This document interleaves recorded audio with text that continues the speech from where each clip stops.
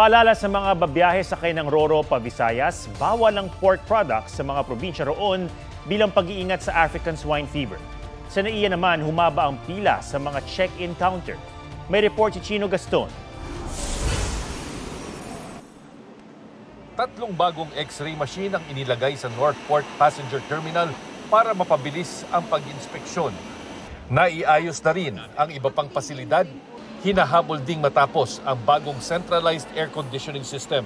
Mas mabilis paglagay po ng bagahe diyan, tuloy-tuloy na at makikita naman po agad niya ng ating baggage X-ray operators kung meron po ba sa mga bagahe yung mga ipinagbabawal.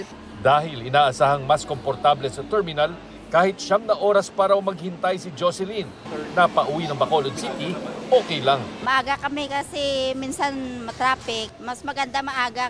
Ayon sa Philippine Ports Authority, posibleng umabot sa 4.5 million na mga pasahero ang daraan sa mga pantalan mula December 15 hanggang katapusan ng Christmas season sa January 3.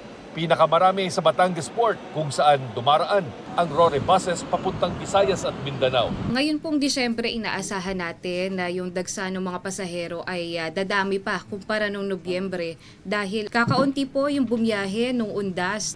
Paalala sa mga magro-roro, huwag magdala ng pork products dahil bawal ito sa mga probinsya sa Visayas dahil sa pag-iingat sa African swine flu. Sa NAIA 3, bigat ang traffic ng mga sasakyan sa departure area ng terminal. Pila din sa mga check-in counter ng international at domestic flights.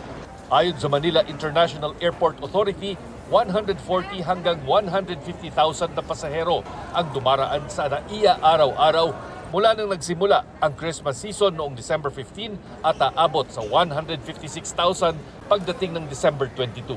Chino Gaston nagbabalita para sa GMA Integrated News.